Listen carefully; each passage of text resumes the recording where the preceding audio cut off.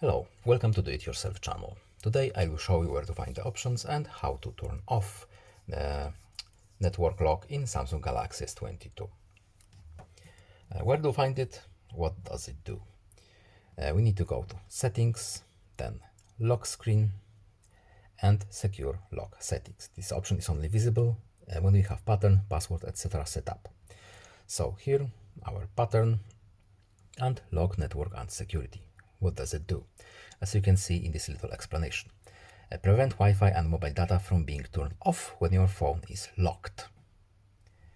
And of course, Find My Mobile uses this connection to locate our phone when it's lost.